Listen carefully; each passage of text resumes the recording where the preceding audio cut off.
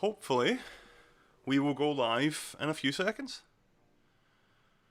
Connecting, streaming stop. Excellent connection. We are 5 seconds live. Just wait for myself to become visible here.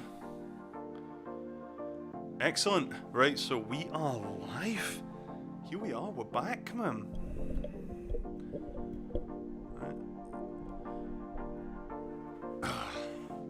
Just wait for a few people to join in here.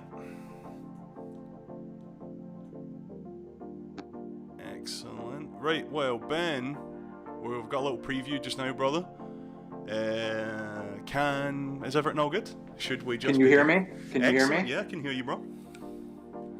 All right. Fantastic. Well, in which case, let's start it up, man. Let's start the fucking show. We have got people joining in right now. That's right. Radio silence. Here we go. Ladies and gentlemen, it is that fucking time again.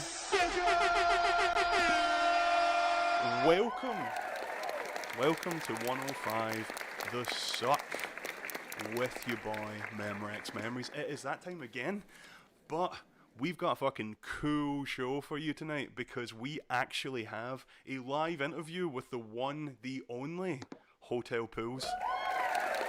That's right. Live here tonight.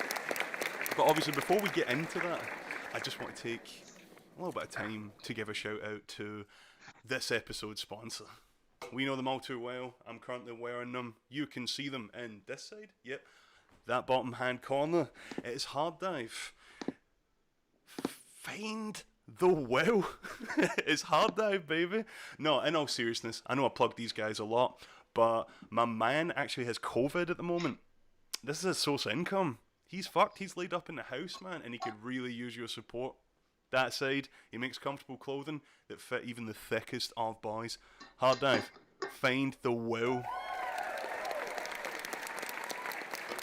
But, all that aside, we're going to get things started. We're going to kick things off, first of all, though, before we are joined by our guest. We are going to kick things off with his latest single. This is Hotel Pools, Windows 96, in Links. Enjoy.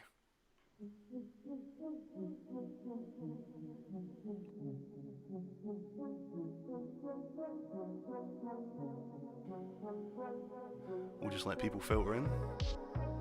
Thank you for joining 105 The Succ.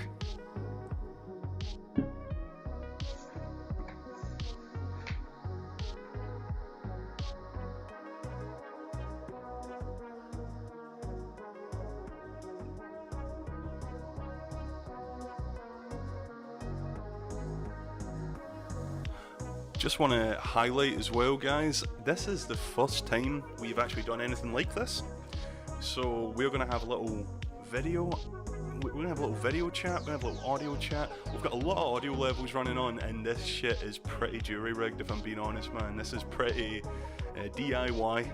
So any feedback on the audio levels, between our conversation, everything from the sound effects, just let us know in the comments, man. All your feedback is very important. Because we want to do this. We want to do this regularly, man. That would be pretty sick. But I'll stop talking over this fantastic track. Stay tuned. Hotel Pools coming up.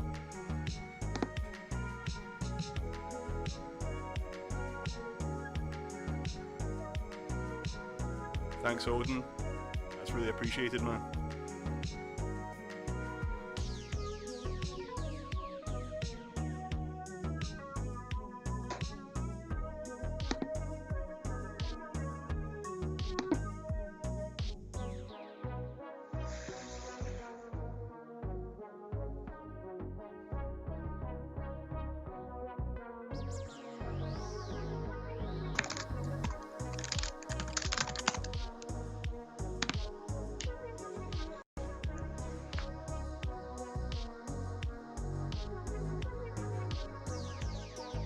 Smooth as shit.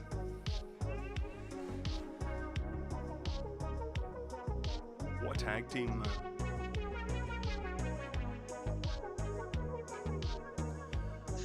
Seen a lot of familiar names popping up here in the chat.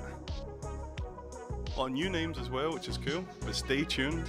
Hotel Pools is on the way right after this jam.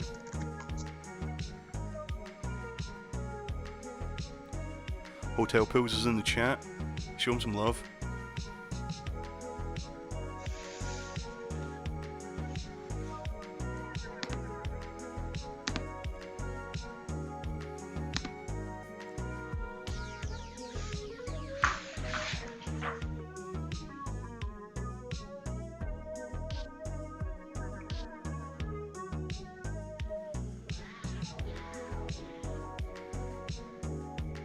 Essential.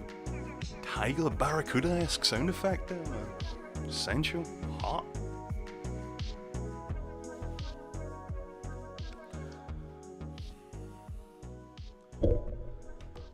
You heard it here first, ladies and gentlemen. That was the latest single from Hotel Pools and Windows 98. Well, enough of my fucking jabbering. I know why you guys are here, and that is to say hello to a certain someone. And he's right here as soon as I close this shit. Any minute now. There we go, bro. Hotel Pools is in the building. How do I close What's up? this shit? There we go. We are connected. Did you hear me? Yep, I can hear you. Can you hear me as well, man? Are we all rolling? I hear you a little cutting in and out, but I can hear you pretty well. Right, okay. I'll just speak a little slower, a little more pronounced. So what I'm going to do, while I've got you on here, Ben, is I'm just going to, in real time, just record our little shout out. We are now live with Hotel Pools. Get in here, get on the YouTube channel. And it's done. Just like that. The joys of the internet, man. It's in the story. Sound effects. Right. So, real quick, just so everyone knows, we kind of we jerry-rigged this thing. So I don't hear everything you guys hear. I just hear Sean speaking just right in my ear. He's right there. So that's all I hear, just so you guys know. Hitting it from the back. That's the kind of relationship we have. But anyway, enough of this fucking nonsense. I don't know why you guys are here. And we want to get to know who is Ben Brun? Who is this Hotel Pools? And I'm not going to dance around it. Come on, man. We all want to know. Basic questions here. Let's start from the beginning. Where does the name Hotel Pools come from, Ben?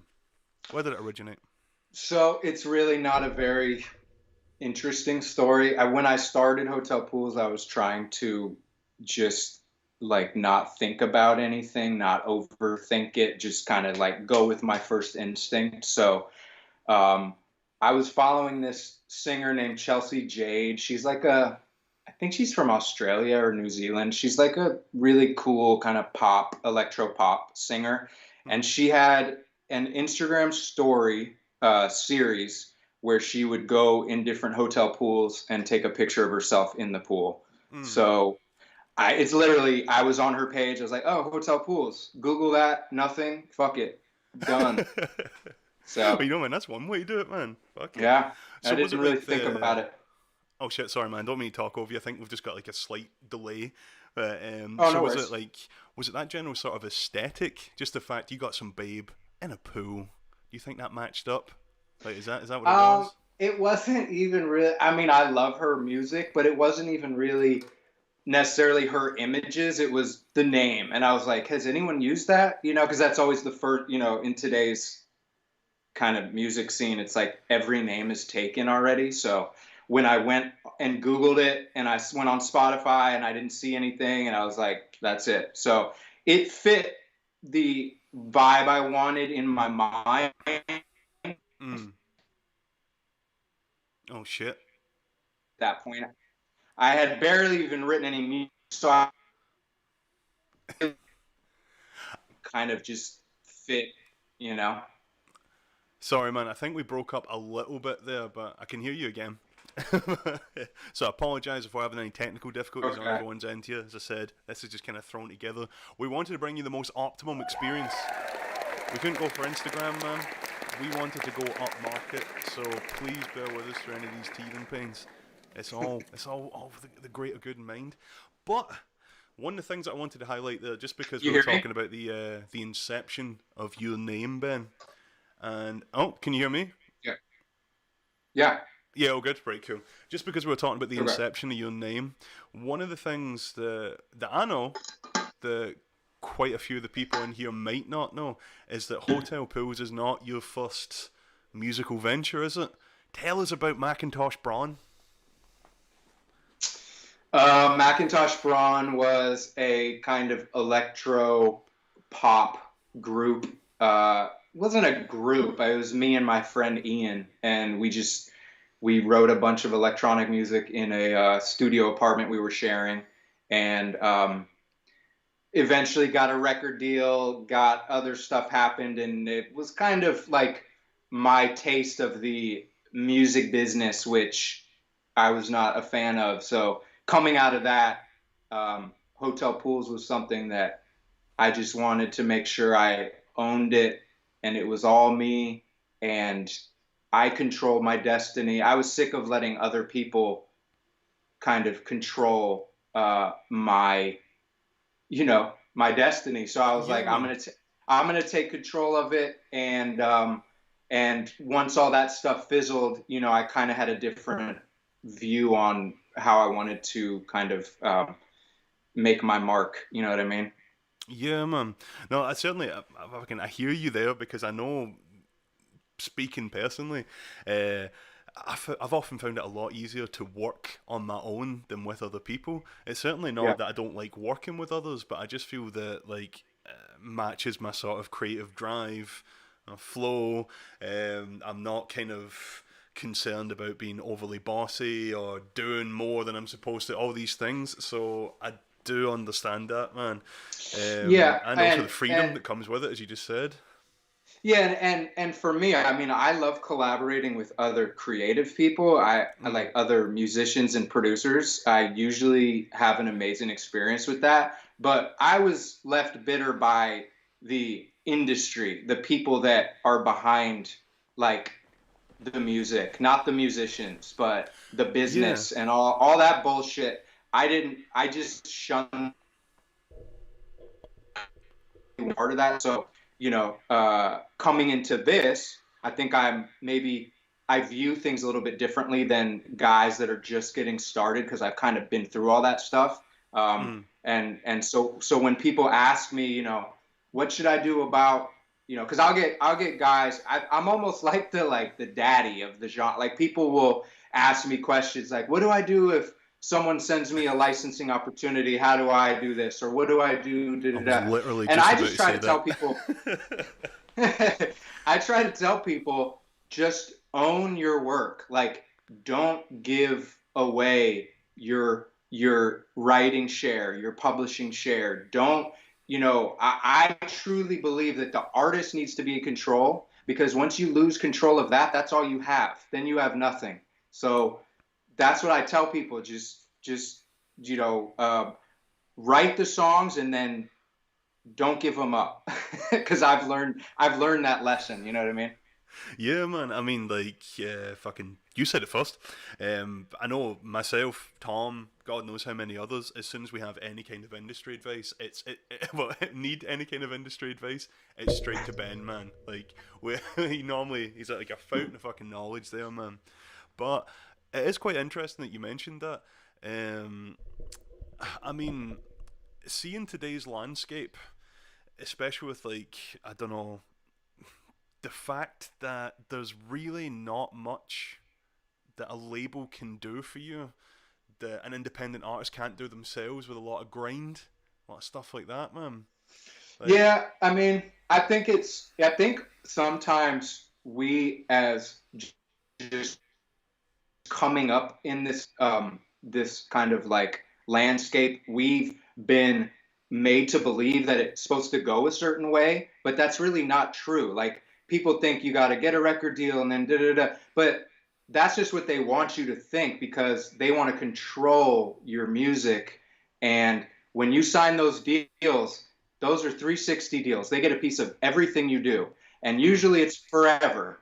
So, you know, yes, labels can do something for artists, but usually it's artists that already have a platform, that are Yeah. selling a bunch of records, or have 100 million streams under their belt.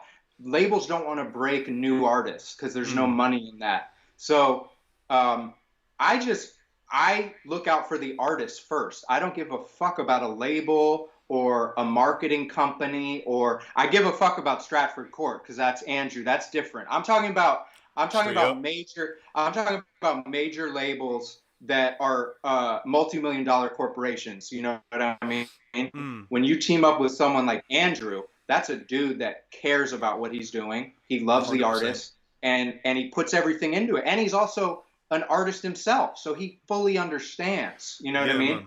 But my thing is take care of the artist, the musician first. That's it. That's I don't care about the rest of it really. So, Yeah. Well, I that's mean, like, this time of year in particular, see, especially with like the sort of Spotify 2020 Wrapped, your end of year Wrapped.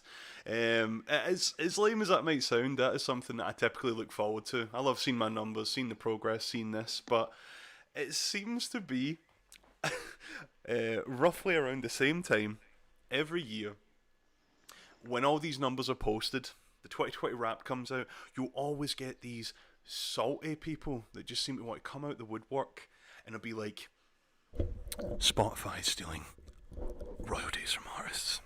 They're stealing from. They're stealing from. Right? And I mean, I would understand if you are like, say, a Beatles, Radiohead, whatever, and you were relevant in a time where physical sales were a lot more widespread, right? So it's like, as opposed to getting like £10 per unit, we're getting like point what per stream. But I mean, like, see if you go into the Beatles, the Beatles Spotify, right? And you go to like one of their top played tracks. If you work that out through the Spotify streaming revenue, that is $22 million. How the fuck are these guys being robbed? It's like, fair enough if you go into the well, platform and you have like no viewership or whatever. Like, I mean, what are you gonna expect if you don't have any kind of viewers coming onto your platform? But fuck me, man. I Like, mean, I'm so tired of hearing that my shit. problem is really the discrepancy. Like you bring up, and you understand this because you're starting to see some traction on Spotify, but Mm. um, not everybody who makes great music gets any people listening. So Oh, it's 100%, man. you Yeah. used to think like the cream always rises, but no, it's a hard place to be in right now as a Yeah, musician man, or an and try to artist. get caught up in the algorithm. The Yeah, algorithm and is so God, man. my issue is the discrepancy. As an artist that gets say 100,000 streams a month, for you to Mm. only make whatever that is, couple $100, that seems unfair to me because if you're an artist like the Beatles, Mm. they don't even need that money anyway. But Yeah. yeah, of course they're going to be making millions and millions of dollars. You're talking about probably close to billions of streams. I mean, they're getting so many streams. Why can't it be? Why does the discrepancy have to be so huge? You either make nothing or you make a lot. Yeah, man. It's like that middle ground. It's hard to like just pay your rent on Spotify, even if you're getting 1 million streams a month. So I Yeah. mean, Well, no, well, I don't know, man. I think, I suppose I might be somewhat biased. I think it's just because like I'm genuinely happy about the fact that I'm getting anything from music whatsoever. So oh I mean, yeah, like me too. seeing that amount, the fact that I'm now in a position where it's like Spotify is now paying my rent pretty much, that and YouTube, Yeah, that's yeah. fucking cool, man. But I also, guess. like, oh, sorry. No, go ahead. Go ahead. Go ahead. No, I was gonna say, man, like, with regards to the whole Spotify argument, I was reading this shit the other day, and it was from Mick Jagger of the Rolling Stones, obviously, and he was saying some shit, like some of this purist nonsense, where it was like, the art of being in the studio is lost, and it's like these kids nowadays, they can pick up a laptop. And they have access to all of this stuff. It's all DIY. It's like Punk Plus and blah blah blah, right? And when I was reading this, I was like, okay, fair enough. Kids these days probably don't know how to cut tape. They don't know how to do all these manual editing tips. But are you trying to tell me that if, say, back in the 70s, 60s, you could save up for months to get like your half-hour studio time and maybe not get anything out of it, or you could pick up a fucking machine that is about this size and portable, and it will let you do anything that you want for a fraction of the cost. Bullshit, those guys wouldn't have picked that shit up, man. Like, No, bullshit. I mean, that's just that old school. I mean, it's like a lot of these old school guys that are selling all their analog gear going in the box, and then all the young guys are buying that shit because Mm, it's just a different generation. And, I think they don't fully understand. Like, hip hop was bred out of it's these black kids couldn't afford any instruments, so they sampled instruments. That yeah, shit's fucking awesome. Like, I mean, you can't classify what is and isn't music, or like, I don't like that. I don't. It's like when people ask me, uh, for production tips, or things like that, or what's right and wrong, how should I do this? There are no rules. There are rules, but then there are no rules too. You yeah. know what I mean? So, I don't know. I think it's just harder for a lot of younger musicians that are starting from ground zero to get heard, because the sea is so vast. And I just, I wish more musicians could make a living doing what we do, because a lot of them deserve to that don't. No, definitely, man. Wise Yeah. words. Wise words. From Ben Brown there, man. But anyway, I'm also getting, like, fuck's sake, man, I've already gotten totally sidetracked to the laid out questions I set for myself during the full See, that's what conversation happens. already. But tying it back to you, the whole reason everyone's tuned in here, right? What I was going to ask you is, so I know, given the type of music that we are associated with, whenever you release a track, you will often hear the description where it's like, yeah, makes me think of a white Lamborghini on a laser highway, bro. Right? Yeah, it makes me think of space. Makes me think of blah blah blah. You've heard it, right? Not a bad thing, but typically I find that a lot of us dudes, that's not really the inspiration we have behind it. We're not like mega 80s focused. But that leads me to ask you, what is the inspiration for Hotel Pools? What do you think of? Wow, that's good. You know That's what? right. So the reason that I went with the that was because my view was like, it's a cliche and I'm just going to own the cliche. I don't Mm-hmm. really care if it's a cliche. You know what I mean? I was just like, just full force. Like, I don't, even if it comes across like that, I like that stuff, so I'm Yeah. I'm all about it. But I mean, I don't know if that's what inspired. I just feel like, um, I have a very, I was born in the 80s. So I actually, I was a young kid then, but I grew up in the 90s as a young kid Mm. and teenager. And so a lot of that stuff is part of my influence, but also I have a pretty vast kind of catalog of music that I like and that I listen to. So I feel like that is part of what has influenced me. I don't like stick to chill wave. I listen to all kinds of stuff. Mm. So for me, growing up, being heavily into Led Zeppelin when I was, fifth grade, all about Led Zeppelin. And then early 90s, I was producing hip hop music. So I Mm. had bought an MPC. I had a Triton. I wanted to sound like Premier and Dilla. And, and then I kind of I wanted more out of the production. I wanted to get out of sampling and start playing music. And that's when I met Ian, and we started Macintosh Braun. So it's just like, for me, these days I try not to overthink any of it. Yeah. I try to not be precious really about much. So I just get in the studio and I just start something and I just go Just with go it. You know what for I it, mean? man. Yeah, I don't. The moment I start to overthink it, it loses Oh, what's right, okay. special. Yeah, so I just try to be free flowing. So, in which case, that this next question might be a little redundant, but just out of curiosity, I'm going to throw it out there anyway. But I remember I was having a conversation with Tom, our other odd friend, um, Audrey. and we were saying, I don't know what both me and Tom often make music with these sort of idealized dream-like visions of, like, say, Miami Beach. Like, I mean, obviously you're from America, a lot of our viewers here are from America, so what we our idyllic images of this are hardly going to match up with what you guys see because you actually live there. But obviously we make music for a soundtrack for these idealistic American images, right? But I think it's quite crazy just how different mine and Tom's music sounds from yours, because we are making music to this image. However, you are there and you're writing it whilst being in that environment. So, long story short, I just want to ask, how much does, like, Portland bring to your creative drive? You know, like, your environment, does that factor into Yeah. what you make, or like the weather or whatever? Yeah.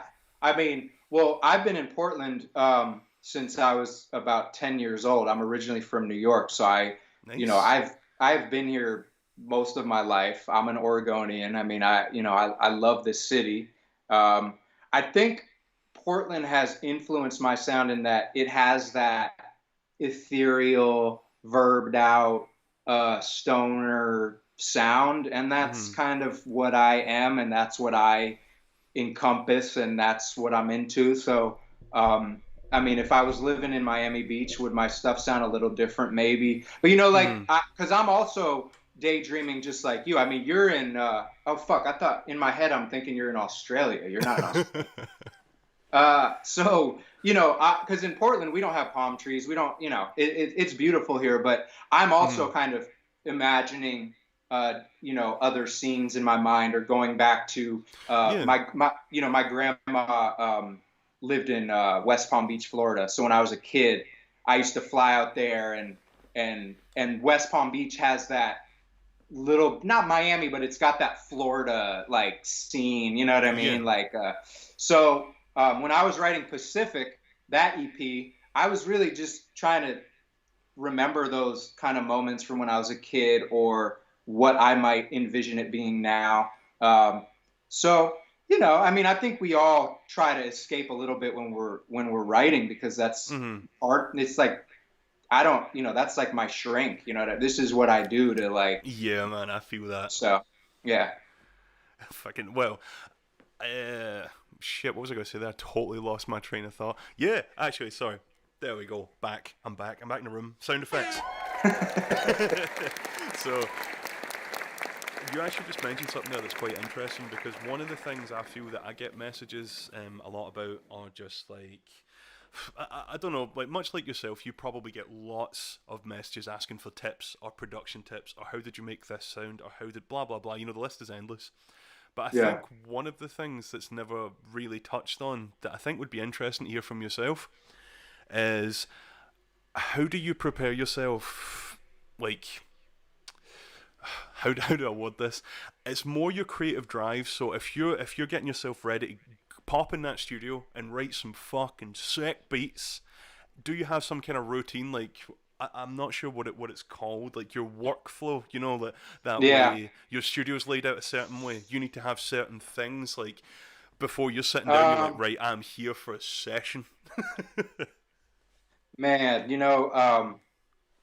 I feel like I'm one of those guys. I'm just like a creature of habit at this point. Hmm. Like, I don't even really think about the setup. I'm lucky enough at this point in my life that I built this room last year, and this is my studio. I have my own room. It looks Uh, cool as shit, by the way. First time in my life. I mean, I've never had something like this. So that in itself just makes me happy. Hmm. So, I come in here, and everything else is out there, and my setup can change here and there, but to be totally honest, dude, I get emails all the time. People are like, "How are you writing such good shit? How are you making these sounds?" Every day, I feel like I'm not going to write anything good. I Yeah, start man. out, I start out the day usually being like, "I'm gonna suck today," or "What can I do to better this thing I heard?" Or I'm constantly like comparing myself. I'm constantly thinking I'm not good enough. And then I got to get in the studio and fucking prove that I'm good. So that's what I do. And I try to just kind of zone out and write what I'm feeling. You know what I mean? But Yeah, man. always gotta have coffee. Oh yeah. I live in Oregon. Marijuana's legal. Um, so but to be honest, I mean, my matriarch, which is right over here, has been huge. I mean, that opened a lot The of like Moog sonic. changes things, baby. Yeah, yeah. And then the Prophet Six, those are my guy sequential. I mean, Oh I yeah. love them. So a new instrument can do that. But for me, it's more about just letting go. Because if I have too much in my head, I won't be able to really like get anywhere. You know what I mean? Hmm. No, but I So mean that is a great way to look at things as well, because I know I do that as well. Like typically when I'm sitting down here and it's like I've got my MS-10, I've got my grandmother there, and it's like as much as I utilize these things, it's like that is pretty much like it's a pick me up, because you're like, I've worked really fucking hard to get these things, and now they're yeah, right there. So often you sit down, you're just like, this is an environment that I've created through doing what I love. So that's a yeah. fantastic pick me up. However, for everyone tuned in, I cannot highlight that enough that this man and Tom King, aka Odlin, that has been like a men remaining together support group, man, because we are very fragile individuals when it comes to any self I feel confidence. like we all are musicians. I mean, think about as a like I always say artist, but I feel like we are. We're creative people, and you put yourself out there constantly. Like, hey, look, I made this. Now, like, trash it. I mean, Mm-hmm. that shit's Yeah. not easy to do over and over and over. I mean, you think about it. You have to get to a point where you're a little kind of like you turn that nerve off where you're not as affected by that stuff, because if you let it affect you, you'll never get anywhere. You know what I Yeah, mean? man. No, I hear that. But yeah, we have been talking for a little bit there. I don't want to overload you right away, so what we'll do is we'll take a little break, Yeah. and we will get on another one of your tracks. This is actually a topic that I'm going to want to discuss once we come back. Just the Cool. sheer number of smacking collaborations. I mean, in 2020 Ah, alone, not even 2020, the end of 2020, this man has yeah. released collaborations with Crocia, Echosoft, Allison, Catch, Windows 96, fucking me, I'm sure. I don't know, like they're You don't all even in there. know yet. You don't even But know about the one we're working on. It's coming up. but we'll touch on that when we come back, because I'm going to go grab another beer. I'll let you do your thing. But this next one on 105 The Succ is Hotel Pools and Catch UFO. Gonna go grab a beer. Be right back, bro. Hotel Pools is in the chat. Show him some love.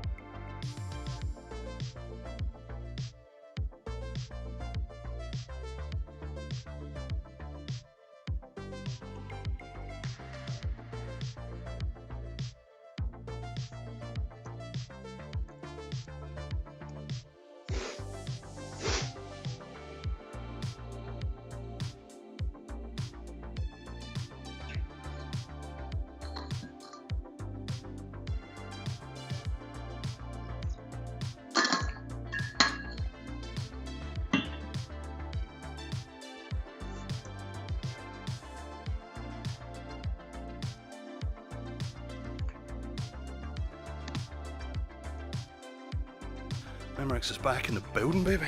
Let's check this chat.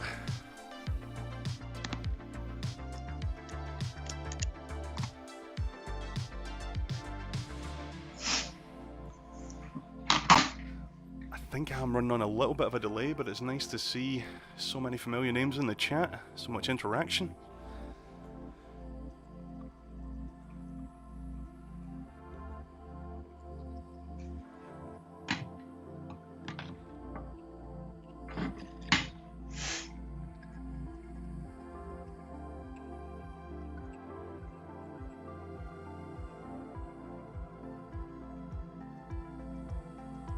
Just record.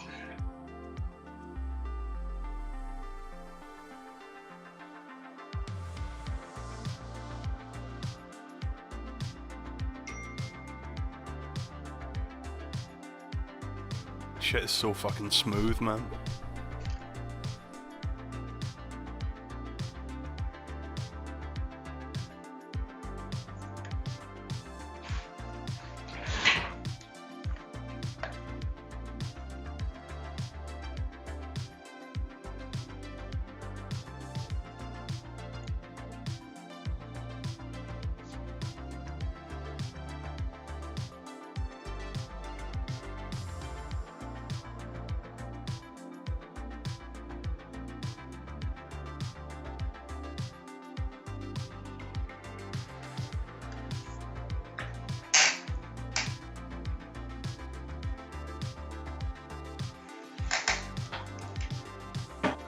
It's so funny, like, throughout this track, Ben, all I can hear is occasionally just your chair squeak.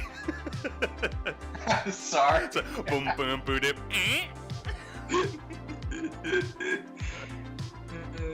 My bad. It's all good. Just sample that. Exactly. Hotel Pool's chair squeak, man.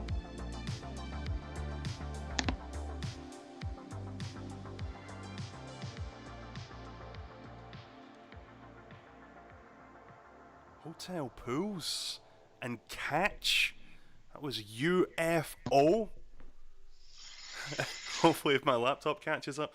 There we go. Well, we are back with a man who needs no introduction, but I'm going to give him anyway.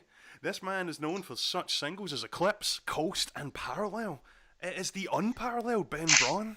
It is Hotel Pools Wow. 105, The Succ, with your boy Memorex Memories.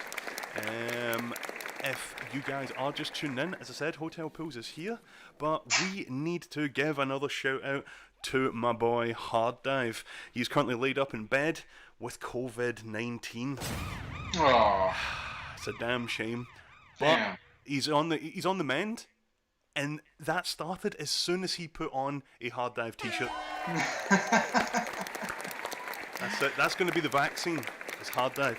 No, all joking aside, I fucking love this company, man. They honestly, since meeting up with them, they have provided me with a sweatshirt, t-shirts, and hats, and all of it is the comfiest shit that I've ever worn for a thick ass man. So Hard Dive, find the will. Applause sound effect. There you go. That's how you do a plug there, Ben. That is a plug. Fantastic. But yeah. Hey, pull a favor and get me a hat, dude. Pull me a Okay. favor. Get a hat sent to me. If you're listening, Hard Dive, my boy needs some threads. Let's do this. Hard Dive. That'll Hard hit him up, Dive. man. As soon as he sees this, you're getting that shit. Feel better, man. Feel better. But yeah, if you guys are just tuning in, you know how it goes. Everyone get ready to suck. Let's get ready to suck it! We are sucking it here. You'll never get the suck. They'll never get the suck. But we will. Especially Ben Braun, because he's here. But anyway, question that I was asking just before we took a break there. And I'm going to go over it again because this shit is monumental to me. Croatia, EchoSoft, Catch, Allison, Windows 96. Am I missing any out? That's a lot of collaborations, bro. And all of them have the Hotel Pools seal of quality. I mean, one of the things that I've always admired about you as like an artist is the consistent discography. You have this consistent fucking production quality, nice neat artwork, nice one word titles. It's admirable. And I mean, as far as I've known you, you've always been like a, I don't know, album EP centric artist. So why all the collaborations, bro? Let us know. Well, so back to, originally like Fall was just a bunch of singles that I grouped together, and Andrew and I were like, I called it Fall 18 because they were songs I wrote in the fall of 18. Going back to not thinking about anything, that was part of that. Mm-hmm. Just like first decision on everything. And even Constant, it was a lot of singles that I grouped and then added a few new songs too. So that goes back to that. Still was the first album I really wrote as a complete um, piece of music, like Like the whole thematic. thing. I thought about it. Yeah, and just trying to take into account the whole thing as one instead of each song. And then, where I feel like Fall and Constant um, feel concise, still I really tried and made an effort to make them more seamless. And especially on the vinyl, there's a lot of um, I tried to blend things better and just thought Hmm. about that part of it more. But with the collabs, I mean, I just love working with other talented people. One, because it totally changes how the song sounds, and two, because I feel like um, more of these people need to be heard. So, I And mean, also it's not. because you can. I mean, I love doing it. If I didn't like it, I wouldn't do it. And Yeah. if I didn't feel strongly about the music, I wouldn't put it out. So for me, it's like, sometimes people reach out to me. Sometimes I'll reach out to them. The Crozier is how is Crozier? Well, I think it's like Croatia, because I was speaking to him once, and I'm fairly certain he okayed that when I was on the Oh, he Succ. So okayed it. Okay, because get he's that S in there. Feel I don't Crozier. know, continental Croatia. Yeah. So with that one, I had this little idea, and he popped into my head. We had done a track, a couple years prior, and I had this basic idea: drums, some chords, some bass. Sent it to him, and he fucking just killed it. I mean, he sent it back, and I was just like blown away. Hmm. Same with most of these. The catch tune, he sent me the idea, and I filled it out. But either way, I just love working with other talented people because one, it gets you out of your own comfort zone. I had just finished Still. I was had some writer's block, feeling a little like, I didn't, I wasn't feeling too creative. So it's a good way to to kind of like throw a curveball in and try something else and work with somebody else. You know what I mean? Um, Yeah, man. so that's the main reason. Allison, I love the guy. I love his music, and I just wanted to work with him. We had both gotten this instrument called a subharmonicon, and so we were kind of sending each other these little ideas, little basic polyrhythms, little Hmm. arpeggiated little things. And he sent me a really cool one. I filled it out, sent it back, and he sent me back the coolest shit that I had to basically throw everything I did, redo it to make Yeah. it as good as him. But man, I just enjoy it. I don't know. I mean, there's so many fucking good people out there making amazing music. I'm happy I'm a part of it. You know what I mean? I just think it's really fucking cool, though, man, because, um, I mean, I just like the fact that you're in that position where it's like, yeah, I've released like a few albums, EPs, blah blah, and it's just like I'm just gonna take time out and just cash in on all the fucking collab offers that I've got and just knock them out of the park No, every that's not fucking it. time, man. I mean, I mean, for real though, like if it didn't help my creative process, I swear I wouldn't do them. I Hmm. mean, I might do them for you because you like call me crying, like, why won't you return my calls? Why won't you? Yeah, So for you, I have to because you text me nonstop, like I I said that's can't. not an exaggeration. But this is with not other this is not people, exaggerated for that's not. comedic effect. But but for real, it helps me. Like it helps me in so many ways that's why I keep taking them on. If I'm not feeling it at that moment, then I won't do them. Like right now, Hmm. I'm taking a minute to try and write some solo stuff, but I just really enjoy it, dude. I mean, you're one of my favorites. I love working with Tom. Um, I don't think I've had one collaboration that I didn't enjoy working on and wasn't proud of. So. Hmm. I mean, No, I've only done a handful, man. And I don't know, the way that we work together is the way that I quite like doing it. Um, no, I don't know, I really like the idea of collaborations, but I just don't think I'm very good at them, man. It's like we worked well together. That was cool. That's why we've done two of them. Done it with Tom. That was similar as well. But yeah, I don't know what it is, man. I'll start working on something, and then I get to a point, and I'm like, I need to keep adding stuff. Like if I'm on a Yeah. roll, I just want to keep going, as I've done so many times with you, where I'm just like, no, I can't stop. Yeah.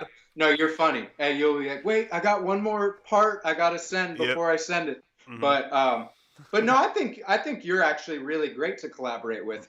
And also you are like no other artist I've collaborated with because you have such a distinct quality and you don't sound like anyone else. So I enjoy working with people like you.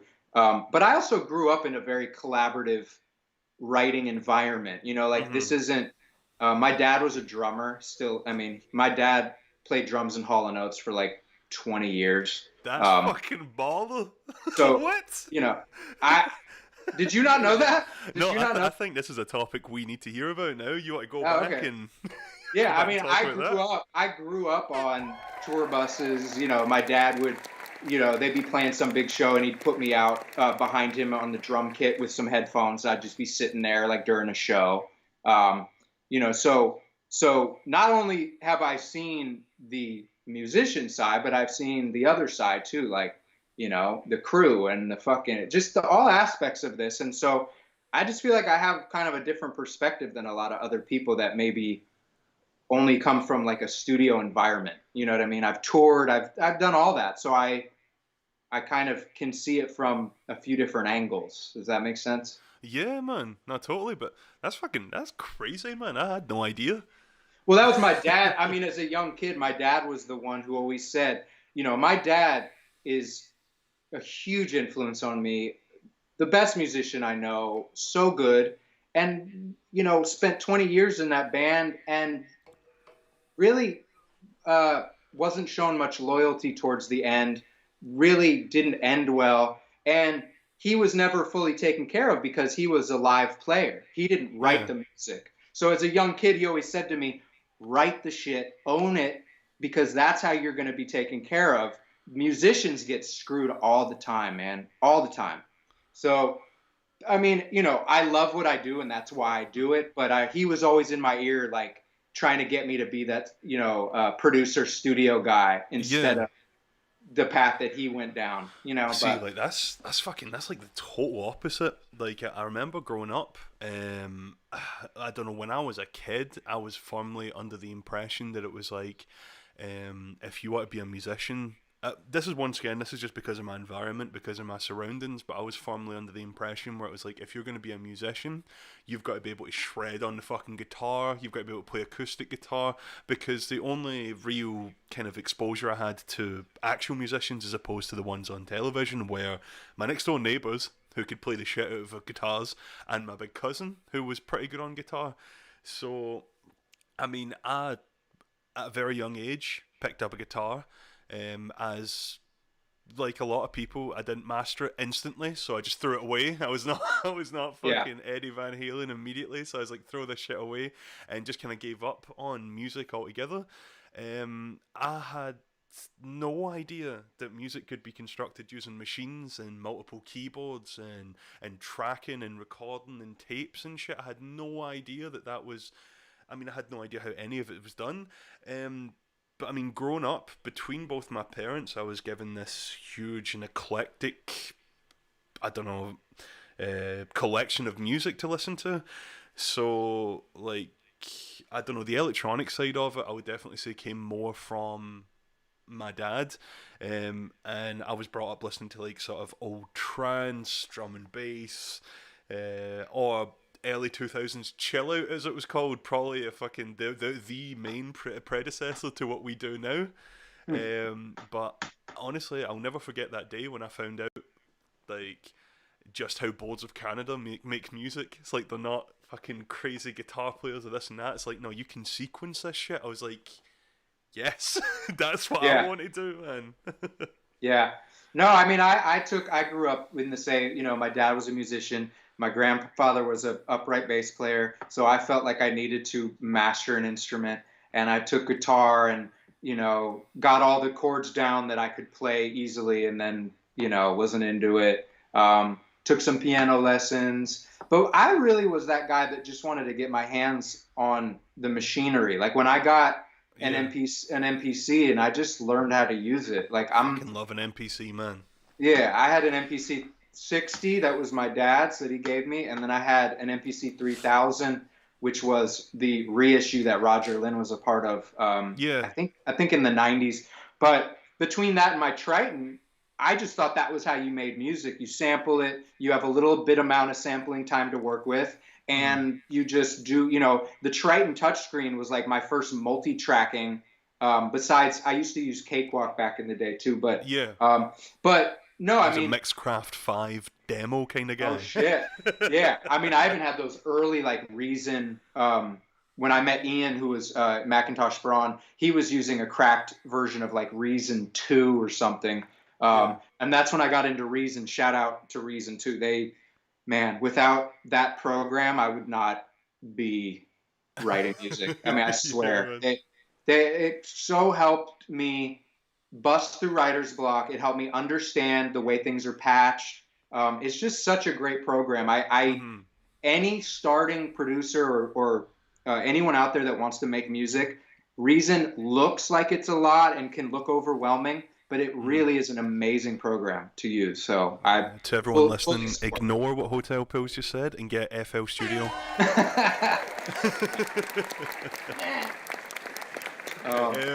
Sorry, I've got a few questions lined up for you, but I figure this one's a little bit more connected to what we were talking about earlier, so I wouldn't mind jumping into that first.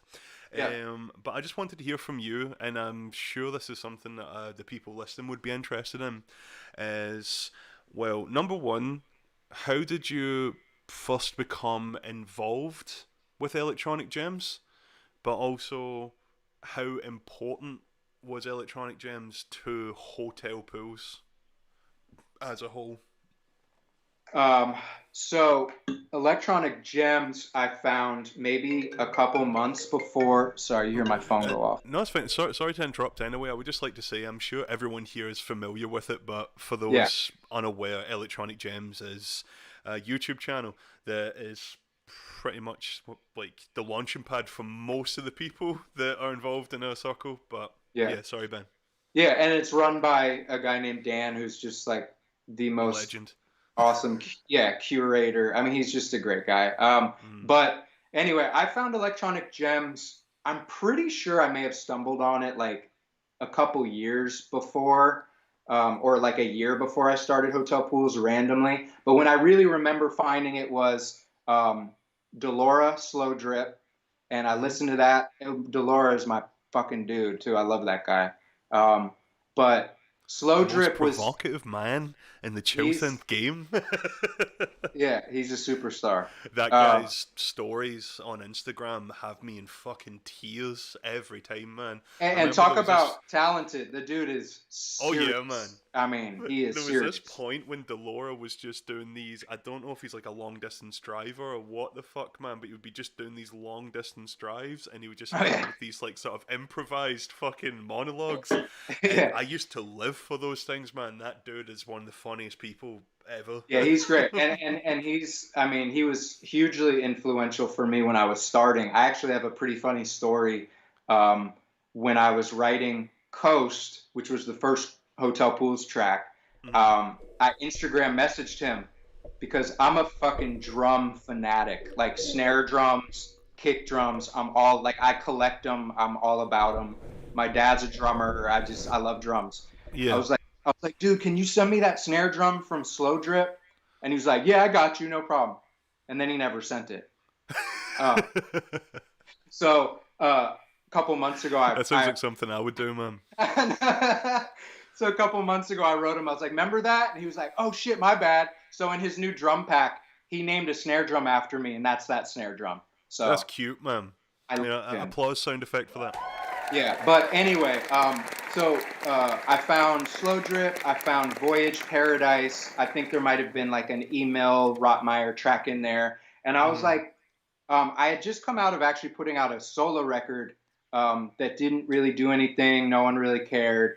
I was about to quit music. I was like, I can't do this. Oh, yeah. I was working at like a juice shop, and I had too familiar, man. I had a baby coming, I was just, I felt like it was irresponsible almost for me to keep pursuing music. I was like, I need Fuck, to. man, that's I need, crazy. so then Coast, I wrote in Reason probably in 3 hours. I just fucking threw it together, made Mm-hmm. some patches, Maelstrom. Any Reason users will know what Maelstrom is. Mm. And and I finished it. I put it up on YouTube and SoundCloud. No one gave a shit. And then I sent it to Dan just on a whim. Wrote me back the next day. I'm gonna feature this song. I kid you not, I had a tear fall down my. I was so Oh yeah. excited. I was so excited. Um, and then from there, the guy has just been my biggest support.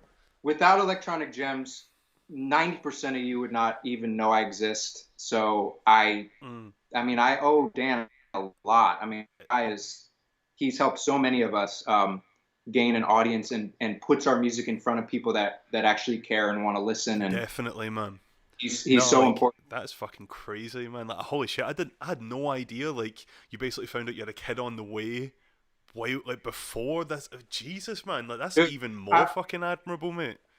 I mean, this literally was my last shot. I mean, if this didn't work out for me, I Mm-hmm. wouldn't be doing this at all. I don't think I would even be writing like on my spare time because I started to fall out of love with it because I just felt like I was being kicked so much as like, no one cares. Like, why, I got a baby, I got to make money, I need to support my family. And then the moment I didn't give a shit about music, not that I didn't give a shit, but the moment I let go and Mm-hmm. said, I'm just going to make what I want to and not care about anything else, then Where's Skype? Are we still live? There you go. Let's give it another call. Let's see if we can get him back. Are we still live? Da, da, da, da, da, Yo, da, da. Are you back? am I back? Let me see. I don't see you. Hold on. Right, I can hear you. You see So me? there we go, bro. Right, excellent. I think that might have been my bad. I think my internet took a spike there. So for anyone that's still here, sound effect. Why don't I see myself? Shit, have you just opened up a tab or something? So you see me? You can hear me? Are we good? I can't see you. Are you casting like? I can't see your thing. Switch screen or window? I don't know what I'm doing, dude. Where the fuck? Don't worry, fellas. There we go. Do you That see was me? it. I did for a second. Man, what happened, dude? You've got this, Ben. It's fine. The viewers of the Succ are a forgiving bunch. We have sound effects. Everyone is used to this. Normally it's just me getting drunk, bro. So this is a step up phenomenally. So you do not see me. I can see you in the top left-hand corner. Have you minimized your shit? What the fuck did I do? Did I minimize my shit? What am I looking Yeah, at? you're up at like the Enter full top right-hand screen. side of the screen here. About here. Window, float. What is this? This is some.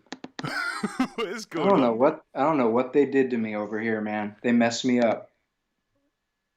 Now I'm all stuck up in the corner like some little, side piece. Not even in the main fucking thing. All right. Well, Will we work with it? Do you want me to give you a call back?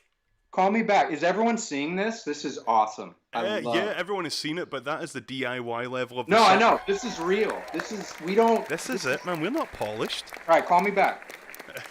There you go. See, everyone loves you here. Everyone loves you. Even the comments. It's beautiful.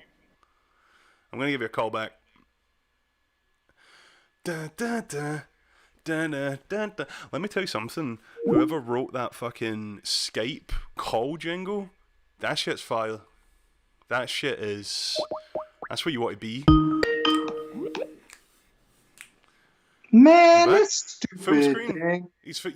full screen, bro. I am. You're back. Oh, cool. I don't Excellent. see There we shit. go. If you see me and hear me, that's all I care about. Yep, So, that is it. That's cool. okay. Don't worry. You're back. What were we talking about? Fucking beautiful. So well, we were talking about a whole bunch. We went on a.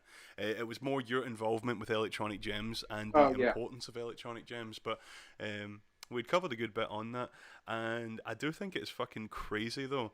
Just the 1 minute. Oh shit! Hold up. What? Uh, can you still hear me? Yeah. Yeah. Right. Okay. I don't know what the fuck was happening there. Let's just go for it. We've been through worse. So I do think it's crazy, just the sheer amount of artists that I've spoken to that are involved with electronic gems, myself included, but the amount of us that have basically said submitting your music to electronic gems was literally like the last attempt, the final push. It was like, I'm about to quit. If they don't like it, fuck Yeah. it, that's it, I'm throwing it away. And I mean, that was the case with even Tom. I remember speaking to him recently, but I know even for myself, like, I painstakingly constructed a track for Dan at Electronic Gems. I was like, no, if he doesn't accept this, that's it, I'm done, threw it away. I constructed a track to these specifications. I was like, no, this is it, Electronic Gems will love this shit. Sent Dan it.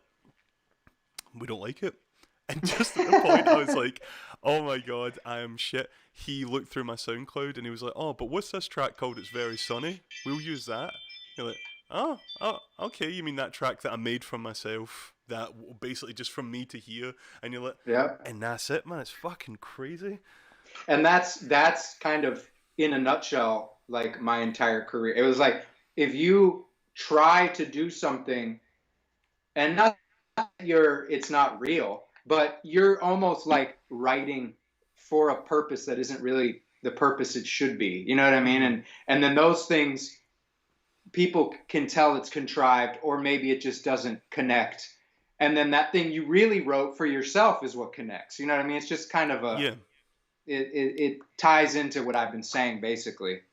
No, 100%, man. And I think it was actually my man Ryan that I was speaking to about that recently. But I don't know. I'm sure it was my man Ryan who was talking about obviously mountain pressure to put something out, to produce something, to do this, and then obviously like what you were speaking about, the public conception of that. If you put it out, is it just going to get shit on? Blah blah. But I mean, I don't know if I'm a little biased.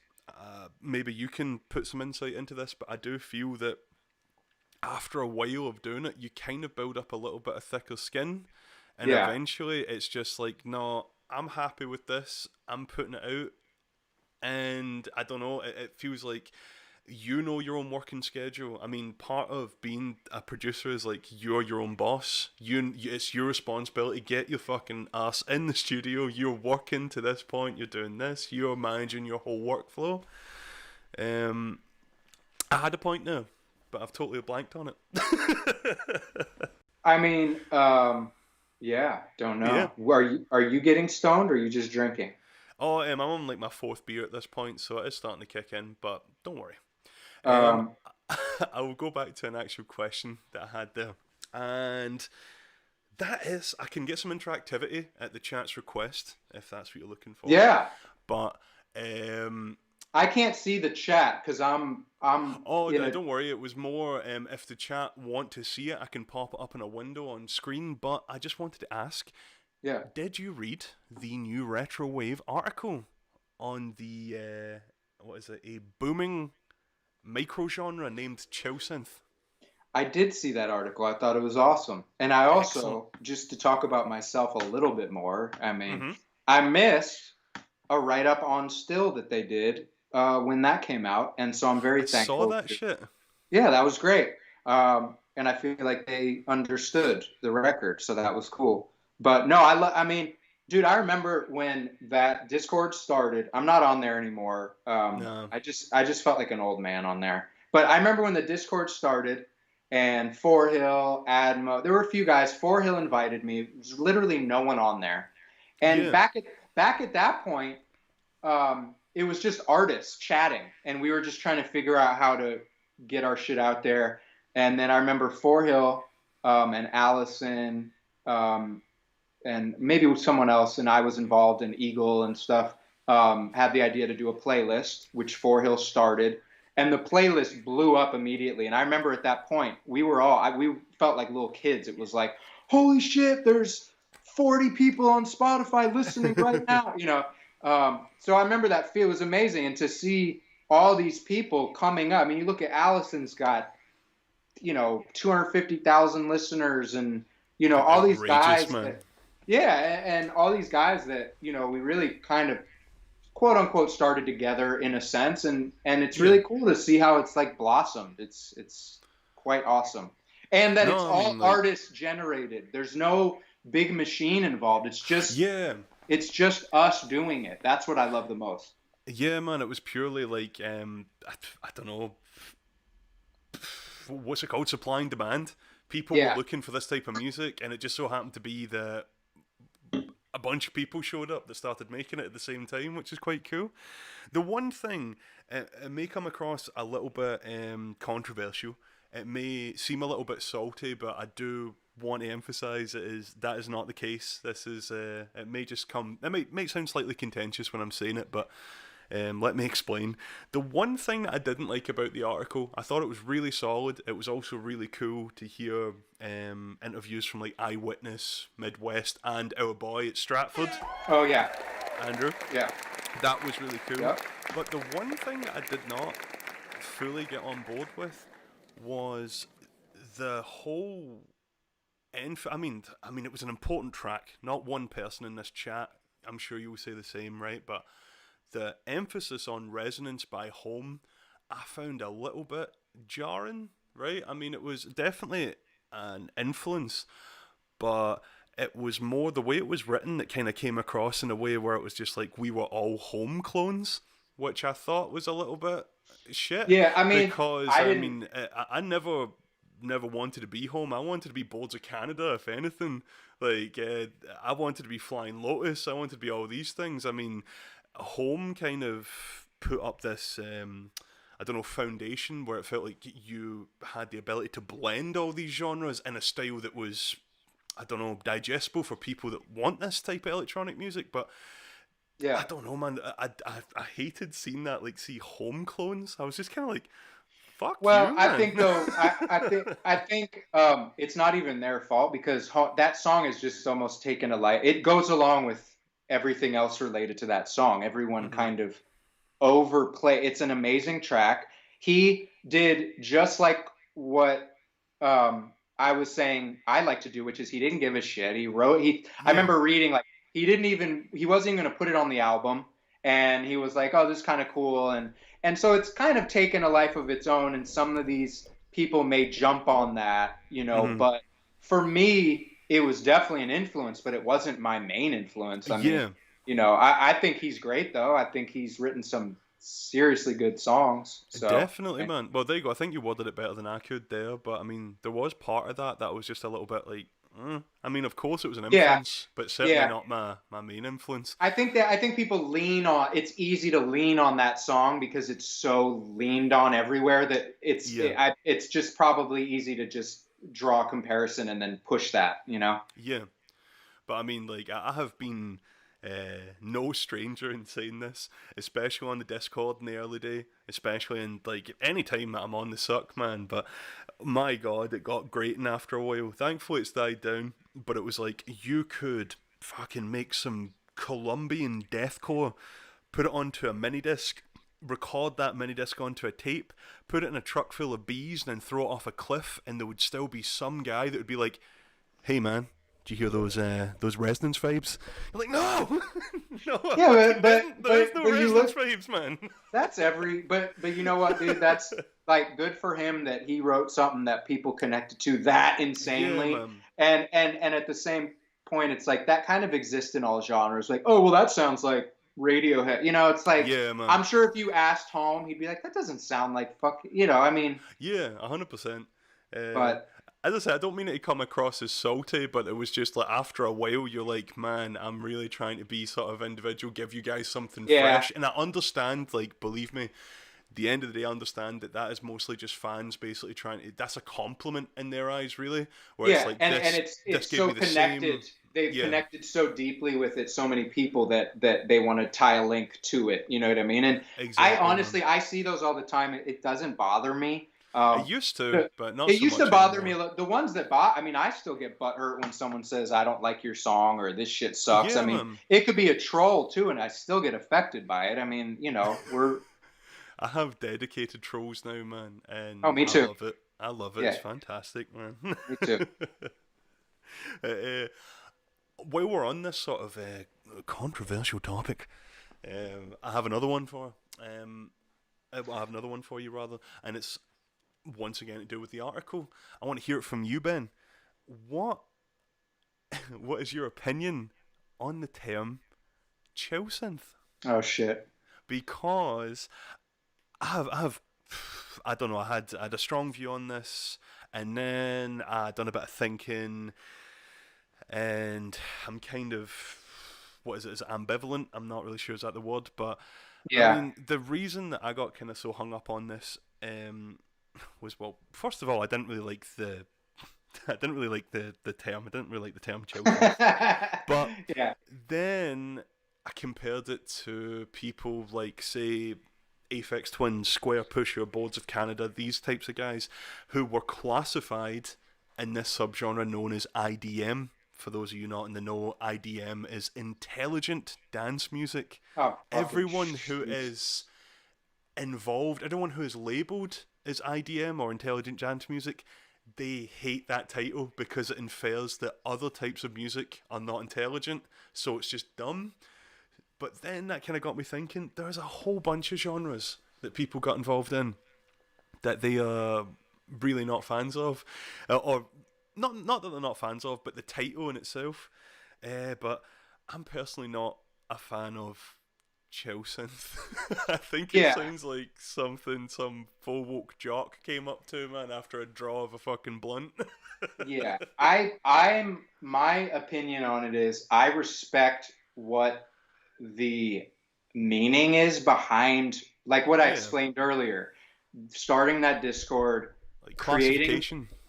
creating that group of art, not even as a genre classification, because it didn't even, for me, I never called my music chill synth. I thought it was kind of a community of artists that were Hmm. forming their own way to support each other and release music and push each other's music. Yeah, That's how it started. So the genre chill synth, I don't personally like run with that. Like when I tag my stuff, I think genres are kind of lame anyway. I mean, yeah. I'll put chill wave, vapor wave. I mean, I don't give a shit. I mean, whatever you want to call it that. But for me, chill synth became more about the actual Discord room, and then it became kind of something else. So I have nothing against it. I don't Yeah. necessarily classify that as my music, but I respect where it came from, and Hmm.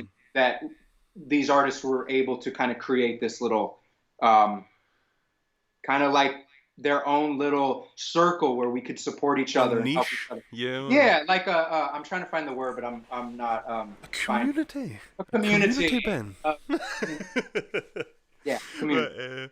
no, man, I hear you, because I mean, you see that shit is still rife now. Like if you were going to Reddit, because I'm active on r/vaporwave on Reddit, but you'll see that it's like people go on there and they'll be like aesthetic, but then there'll be arguments. It's like, that's not aesthetic, bro. That's synthwave. That's Yeah, outrun. That's what's this. That's vaporwave that. and what isn't Yeah. vaporwave. Like Fall a couple years ago was on Reddit, like end of year vaporwave list, and people are like, that's not vaporwave. I don't like. Yeah. I really don't care what it's called, because for me, It's it's what just so I what I can like listen to to it. make. I mean, I'll call it chill wave, even though people hate that term, because I always liked chill wave, so I I don't like really. chill wave, man. I think Yeah, that's, I like being a wave. yeah. I mean, so yeah. I mean, to answer that, I think I don't shun it at all. But I also don't really.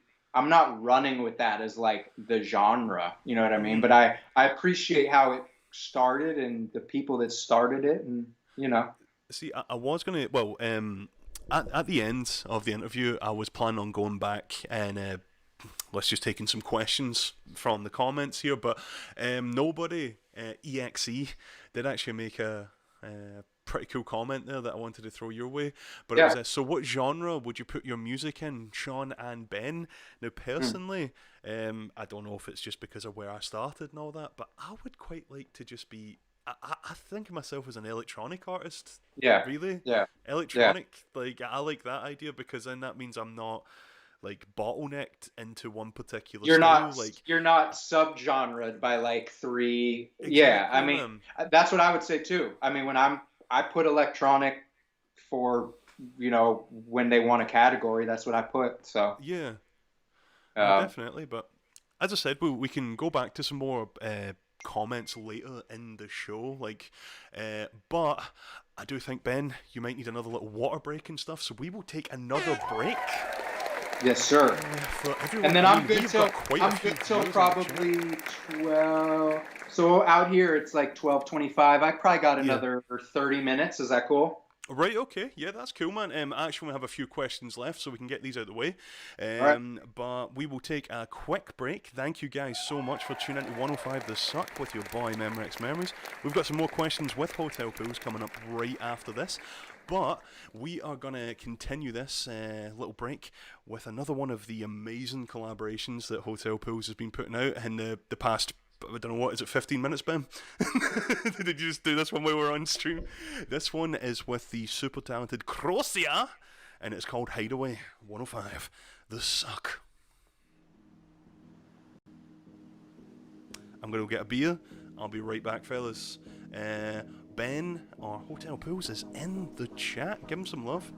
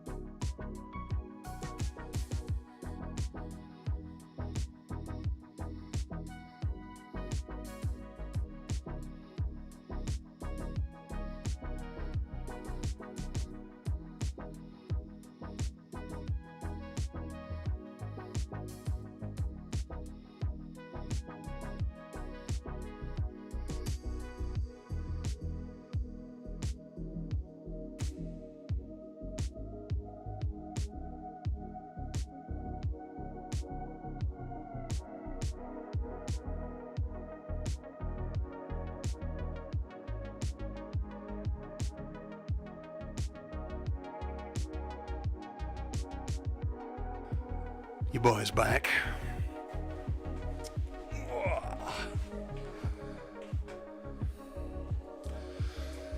Right, what have we got here? Let's get myself acquainted.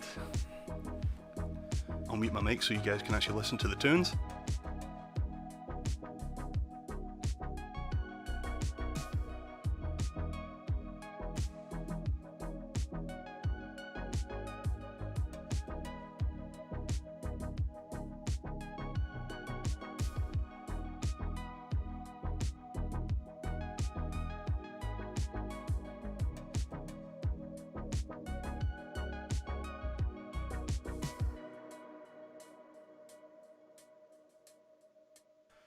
Absolute track. Thank you guys for staying tuned into 105 The Suck. I'm dying to reply to all your comments, but I don't want to talk over the sounds. But stay tuned. Ben will be back shortly, I think. I don't know if he's minimized again. I'm not sure. Uh-oh. But either way, Ben will be back. Got a couple more questions right after this track. Stay tuned.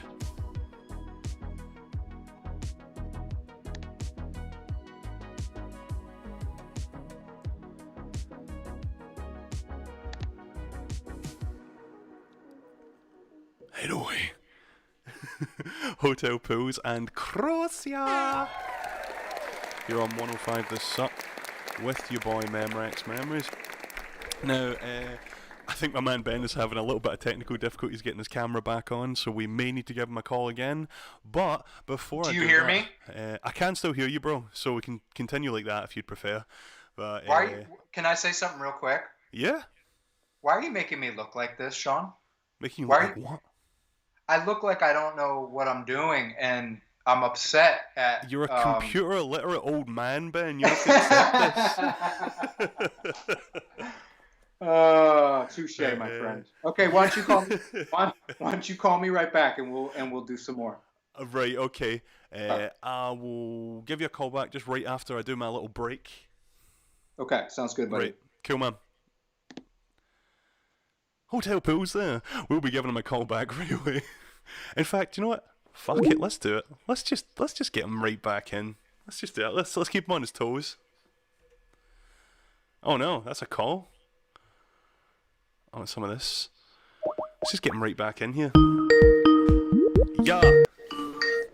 Yeah. Oh. Am I back? You're back, baby. Hell Excellent. yeah. Sound effects. Okay, so get you right back in. I know you don't have much time. Do you have the Wilhelm scream on? I've got a few cool sound effects though, like this one. Extra thick. Which is exactly how I would have described that last track. This whole thing is really funny because all I hear is your voice. So I hear nothing. I don't hear sound effects. I don't hear music. I hear nothing but you. So you're like, check this out. So, well, you just got an extra thick. Watch your back. You'll appreciate the sound effects, man. An accompaniment. But anyway, thank you guys. In fact, I forgot I set this up. A little bit of background. Excellent. So, thank you guys for tuning in to 105 The Succ with your boy Memorex Memories. We are currently speaking with Ben Braun, Hotel Pools. Ben has to go shortly because he actually has a life, unlike myself. So we've got a few more questions for him. If we've got enough time, we'll take some of you guys' comments, do a little Q&A. But before we get back into the swing, I just want to say that this episode is sponsored by Hard Dive. You've got to find the will. Let's get ready to suck it! And we can find You'll it never get the on suck. The Succ. Seriously, fantastic clothing, fantastic quality, reasonable prices, by a bunch of really nice dudes. Check them out, man. Hard Dive on Instagram. Fucking top notch. They're thick. Was it plus size model for the evening? You see this hat? You see this shit? That's right. You could look this fresh. But let's go back. I can't see you, but I know you're putting out some sex right now. I can tell just by your voice. All right. Right, here we go. Let's get these questions on the way, Benjamin. So this question is more for myself, if I'm being honest. Just because, I mean, I've made it no secret on any previous episodes of the Succ, or just whenever I generally speak on the internet, and to yourself, but you were obviously a major influence for myself before I got into electronic gems, and I just wonder, and I kind of want to hear it from your perspective, because I know you're a pretty humble dude, so how does it feel, well, to kind of know that you have such influence on producers, like, or even up-and-coming producers? How can you comprehend that, even, that you're such a big influence? No, because for me, I'm still like, I don't think I'm anything special, and I'm not just saying that. I mean, I'll constantly need my wife to tell me I'm good. So, no, I mean, man, it just feels good because, one, I've worked really hard, and this is a hard kind of business to be in, and beyond the business, it's hard to be creating all the time and feel inspired, and it's not like other things people do where you kind of like connect the dots and everything lines up. this is such kind of a crazy thing to do. And so to have other people look to me for advice, I try to respond to as many people as I can and try to always like, give proper thought to what I'm saying and how I respond. But it feels really good to have, I mean, people listening and then to actually like write me, how did you do this? Or Yeah, man. just to tell me they appreciate what I do. I had a few people this year, they really needed gifts for their significant other who is a huge Hotel Pools fan and they couldn't find anything. And, I try to help people out as much as I can because I feel so lucky to even have anyone give a shit. So I'm like, I feel like it could end at any second. So I'm thankful. You know what I mean? I couldn't have said it any better, man. Like, I mean, I think I potentially have like a fraction of what you've got, and it is genuinely overwhelming, man. I would not give it up for anything. I had to do fucking a birthday shout out for a fan, and Yeah. it was like. Asked me if I could just record a quick message for them because they're in lockdown, and I jumped at that shit. It was Yeah. like the reply was just, "Oh my god, I'm so happy." I was like, "I don't think you realize I was waiting for this moment." Yeah. It's And I like- think, some people like when they get really huge, maybe it gets overwhelming or you get Mhm. like, you get kind of like, you have it so much that you're just kind of like it's whatever. But for me, still, every single message, every comment, I read them, I see them, and it means something. So I mean, it's really cool to have people, especially fellow musicians and producers and stuff, wanting to know what I'm doing. And usually my answer is I don't know shit. Um, I just trial and error. I try to make stuff I like and hope other people like it, but I try to be as helpful as I can, especially to other musicians and people like coming up, you know what I mean? Mhm. No, well, fucking, as I said, couldn't say it any fucking better, man. Oh shit, Forhill is in the chat. Oh, we got Four Hill? Uh-oh. Forhill is here, man. That's an original right there. Show him some love, guys. You need to get Four Hill on screen sometime on the Suck. Oof. That would be, You know what, man? Like that is something that I would really like to do. Like, yeah, is make this a regular thing. Just little yeah. interviews with people that are in our circle and our community, man. That would be Four really Hill, cool. let me say something about Four Hill because I like that guy a lot. Yeah, He's man.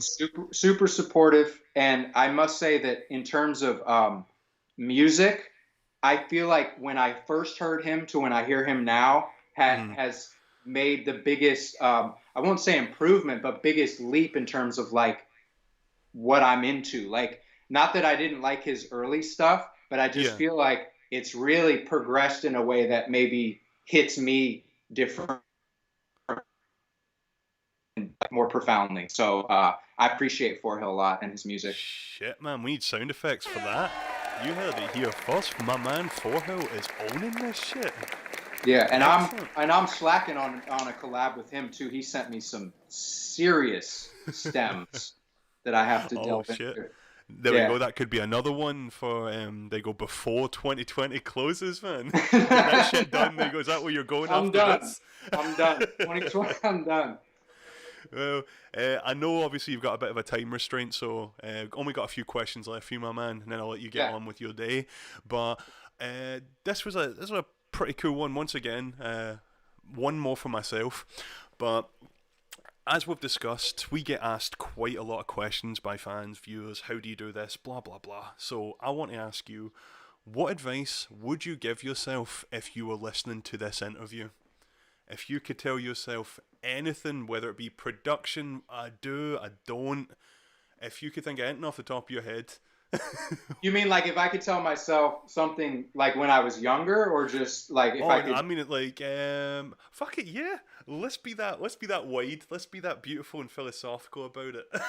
But Um, I was referring more to music. Like, what is one piece of advice that you would have given yourself, whether it be from a I would say, production well, the main standpoint from a or? production standpoint, I would say don't take yourself so seriously. Like, Mm, just chill the fuck out a little bit. Like take a step back and don't this. We're just writing music. Like stop. mm, If I could tell myself 10 years ago to just chill out and then also, I guess I was always the guy that could hear like a pin drop in a mix, and I try to yeah. fix it.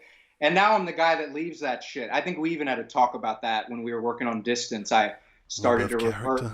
I heard a crackle somewhere, and Sean was like, "Fuck, we'll call the song Crackle. Fuck it." You know, I was like, so I guess don't take yourself so seriously, and also don't be afraid to be a little messy. Don't grid everything. Try to keep some of the humanized feel. That's what made music special back in the early days when they couldn't grid everything. So don't be afraid to let things peek through or be out of place. That's okay. You know, I guess that, and also don't sign shit. Number one thing. What a sound effect for that. You had your first don't sign shit. But yeah, man, no, I totally concur. Although I might have to take some of your advice because I'm a very sort of, I don't know, competitively driven person. It's not that like undervalue anyone else's work or even think that they're not entitled to what they've got, but I'm just very much like, that's what keeps me driven. I call it like constructive selfishness. It's not that I want to see anyone else do any worse, but I'm just like, man, I want that shit. That's what keeps me going. And once again, I'm not an arrogant person, but I need to be that way in order to keep myself driven. So it's quite interesting just to hear that contrast. Yeah, well, I think that's also important. I mean, you have to be confident in yourself and know that you're talented, but also I'm a sensitive dude, so I mean, I take things hard, and so I have to constantly I'm just constantly trying to prove to myself that I'm capable, and so I just have to keep doing that over and over. It's like, I do think it's really funny, man. Like, despite the somewhat limited output that we actually have on the internet, I do love how it's already gotten out that apparently me, you, and Tom are just like our support group. We are like the buddies of the chill synth community, man. Yeah, I mean, I love you guys. Tom too. Let me just speak on Tom real quick, because I left him out when I was talking about my early influences. But Tom is, I mean, the guy is so good, and I don't think he really truly understands how good he is, but his music has influenced me so much. I mean, things he does just without trying are things I have to think about. You know what I mean? Like, yeah, man. So the guy is, he's huge. It was like fucking. I distinctly remember being in my office job at the time. I was actually able to tell him this to his face, which was really nice when he was staying at mine in August. But I remember working my office job, and the first time I heard Simulated Stars, and being like, fuck me, man. Like, that, I needed that shit. That got me through my days and nights at that shitty job, man, which just makes it all the sweeter to be like, I'm in a position now where two of my biggest influences I would consider friends. That's fucking sick, man. No, anyway, it's cool, and it's cool when someone is like so genuinely like beyond the music, like he's a really good person. You are too, so like that also is pretty important to me. You know what I mean? So 100%, man. Like, well, that also leads me to this question. That was quite a nice segue. There you go. Second last question for you here, bruv. And if you've got time, we can take some comments. But who is your favourite rising artist on the scene right now? So if you can say amongst the chill synth community, amongst the electronic gem, or even someone that's not on there, do you have someone that you're following? I mean, the first person that comes to mind is Echo Soft, just because I did that track with him. He made the music video for Lynx with Windows, which I thought he did such an amazing job. And I think that dude is just really good. I mean, there are a few of his songs that could easily be on Electronic Gems, just like a lot of people, you know. I mean, and also let me just say this: if you don't get on Electronic Gems, that's okay. That doesn't like mean you're not. I would like to establish that as well. It's not like your career is over. And also, Dan, he really cares about like if he doesn't like it, he's not going to put it on. Yeah, he's like a curator, man. Yeah, I mean, if I send him something that he's not into, he won't write me back. That's okay. I appreciate and respect the guy enough to know that like he's only going to put up. He does that to you. I was beginning to get worried. Oh no, he does it to everyone, because I've had people write me and be like, "Hey, Dan didn't write back." It doesn't mean he doesn't like it. The guy gets a lot of shit, and honestly, I respect him that he's not like, oh, Hotel Pools, I'll put that on, because Yeah. he needs to actually like it to put it on. You know what I mean? But what were we talking about? Fuck. Artists, rising artists on the scene just now. So He's in your ballpark. Echo Soft, I think, deserves some cred. Um, Fuck, man, there's so many guys. I gotta like look at my phone. I posted an Instagram recently, like a month or so ago, with some guys that I've been into. Um, but My fucking, without exaggeration, this might be my favorite song right now. It kicks ass, and it's a dude that I've liked before. Is it Flavio Labar? oh yeah, he's Labar, good. Labar, Yeah. and Count Zero or Count Double Zero, and they Oh, released a track called Endless Summer. uh-huh. Fuck me, bro. Oh, That nice. is Yeah, that makes me Flavio. want to pop lock and hack at the same time. It just gets me hyped up. It's got me through so many shifts at work, man. That is my fucking lock of the week. Memorex is the lock of the week. Yeah, Flavio is serious. I've heard a few of his songs that I really love. But even some of these guys I work like Catch. I mean, that dude Yeah, is so good, and he doesn't get enough play. I mean, and he's been around. You know, there are a lot of guys like that are really solid, and it's not like they're new, but like I just wish more people listen to them. You know what I mean? yeah. Uh, but there's a lot of guys coming up that are really great. I mean, I hear so much. I hear more stuff now than I did a couple years ago that I'm like, holy shit, you know? Yeah, man, it fucking blows my mind when you see some of these producers that are like 16, 17 years old and they're hitting out with this shit that took me like a lifetime to learn, and you're Yeah. like, whoa, man. I mean, fucking Allison, he's case in point for that shit, isn't he? Like, he's still a young dude, I'm fairly certain, and you're No, like, how he's the yeah. fuck? Yeah, I mean, he too. I mean, when I started, he was consistently putting out really good things just back to Mm, back. And he was one of those guys I always looked at, was like, damn, how is, he's just, it's more just that free thought, like not really overthinking. And then I think he gets stuck in those moments where you start to overthink or you start to question. And that's just part of what we deal with. You know what I mean? mm. But yeah, he's seriously talented. Yeah. It's cool shit, man. I can honestly say there is not a single person in our community of artists that doesn't deserve what they've got personally. Yeah. It's like I'm more Yeah. than happy to see any of it. Like every artist here, that whatever they've got, it's like they deserve that and more. It's Oh, fucking sick, man. someone else, Mm. Vic. Oh yeah, man. Top notch. And I have a track with him that'll be on the next project that is mind blowing. I mean, the dude is, Oh and talk shit, about like exclusive. growing your sound. I mean, you listen to his shit a year or two ago, and then now it's like, whoa. I mean, I grew up listening to French artists like Air and Oh yeah. um, Sebastian Moon Telly. I mean, Safari is a he. fucking transformative. And oh shit, you like Sebastian Tellier? Oh yeah, dude. And Woo!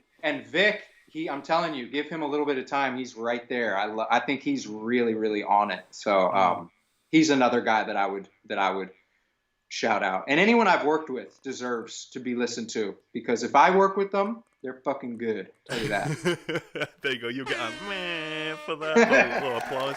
But no, I mean, I have no right even giving him a shout out because he's done like infinitely more than I have at this point. But my man Loon, formerly Oh yeah, known as Loon's great. Silence, Yeah, he's woo, seriously good. Yeah.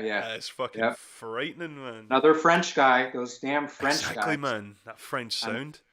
But yeah. that leads me to our final question, Ben. Let's Now do you it. get And to I tune got in with I a got final like question. 10 minutes, so let's do this, and let's take, if there's any, let's take one or two from the peanut gallery if we can. Excellent. Well, in All which right. case, that leads me to my last question that I clearly stole from Hot Ones. I take my limited platform, look into the camera, and tell the people the plans for 2021. Is that from Hot Ones? Do they do that? Well, they normally say, "There's the camera." But they Tell but the they've people what you're doing. they've got I all that stole it a little spicy. bit, I need some like manipulated it. Yeah. chug some wing sauce or some shit. Plans for 2021. I want to hit the start of the year running. I'm hoping to have a EP of some sort within the first few months of the year. Um, and uh, and then I'll just, I don't really I try not to plan it out that heavy, but Yeah. I just invested in a couple new pieces for the studio, and I'm just hoping to keep doing what I love and write more music and hope you guys listen. Um, but yeah, I plan to have a new release hopefully in the first few months of the year. We've got a new repress that's about to drop soon from one of my other records, and we'll do some more represses this year too. Oh, that is what I like to hear, man. Well, But you but heard but it, guys. the only way I'm doing a repress is if I get Sean to do the voice for each drop, because you got to do that. You know that like movie preview guy you do? Oh yeah, what Richard Cordovian? I know I don't even have the effect lined up, man. I can't do it. No, next time. We'll do it That next. video you sent me, your kid watching that shit genuinely My broke kid, my heart. That I is have a fucking beautiful. I have a 3-year-old and he's addicted. One, Oddling. He goes, Oddving, Daddy, Oddving, Oddving. And he's addicted to that music video of drifting. And I'll be like, well, you want hotel pool? He's like, no, Daddy, Oddving. Odd. All right, so we got any questions? Anyone got any something for me? Yeah, exactly. We're gonna open up the phones. You guys, let's get this shit maximized. If you have any questions for Benjamin Hotel Pools Braun, let's hear it. Let's hear it in the comments right now, man. Let's see what you got. Hot takes, unpopular opinions, any questions? Now's your time. Na, na, na, na, na, na, na. Na, na, na, na, na, na, na, na, na. And if not, I'll take another one from the host, whatever you want to do. Excellent. There we go. I'm an open book. Let's see. So this one comes from Olden F. What is the best music making program? Want to start making some music? So I mentioned earlier, I would tell every starting producer or up and coming, budding, whatever, Reason is a great program. They used to call the company Propellerhead, but I think they changed it just to Reason Studios or something. Reason has everything you need, everything in it. You could do anything you want. But beyond that, I mean, I've been using Logic for a long time as my like main DAW, but I mean, it's really whatever works for you in terms of that. Trying to think if there's anything that's like really kind of opened my mind recently. I mean, I got some cool plugins recently. I bought, oh man, this is a little secret plugin. I don't know if a lot of you know about this one, but there's a company called Kush Audio, and they make a compressor called Novatron, and that shit slams. You put it on drums. Nice. It'll emulate Inside information. Yeah, it'll emulate different various kinds of compressors based on your attack and release time. And then there's a saturation element on the front and the end. Saturation. That just really, if you want that heavy compressed drum push and pull, the Novatron compressor's great. I bought a delay by Baby Audio. That's pretty cool. Comeback Kid, very cheap. Yeah, man. I mean, I would say honestly, Reason. I push Reason because I believe in it, and it's done a ton for me. On my last record, I had a pretty big case of writer's block. I got out of the studio. I wrote probably half of Still in Reason, just to get myself going, and then came back in the studio and finished. So I always tell people to look at Reason. Nice. Man, Yeah. you are lighting up the comment section here, Ben. I'm just trying to pick shit. a few. Okay. Moondream asking, where did the name Hotel Pools come from? If you start this video again, that is the first question on the list, my man, so you'll get an answer for that. Yeah. Let's see, what else have we got here? So, Daniel Fleming Music asks, what synths do you use? That could be quite an extensive list, Daniel. Well, over the years I've had a few, but currently my main. Hold on, I'm just writing this back. My main like love is the Matriarch by Moog. That'll be heavily all over the next release, and that was pretty heavy on the Windows 96 tune. Prophet 6 I always have. The mini log by Korg, I use that a lot on constant. I think that's kind of an underrated, cheaper four voice poly. The subharmonicon's really cool, cheaper, very weird. And if you want to get into like some weird polyrhythms and weird art structures and stuff, that's a cool instrument. Yeah, man. I mean, I still use plugins. I use Diva, use Serum all the time.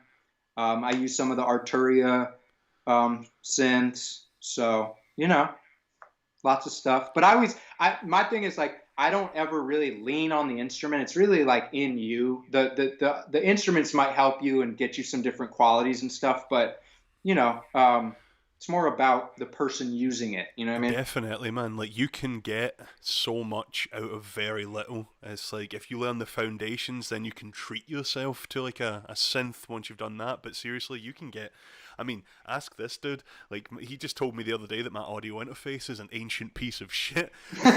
So, like, yeah, and that's facts, man. Yeah. To look into another Yeah. one, but seriously, you can do so much with so little.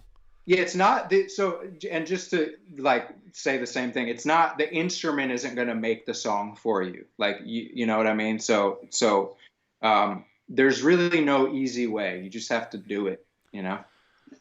Next question here from Shorty Breeze. Is that even how you say that? Yep, Shorty Breeze. Ben, thoughts on live shows in LA? Man, so before all this happened, I was going to go do a DJ set at the Ace Hotel in Palm Springs, which I was extremely excited about.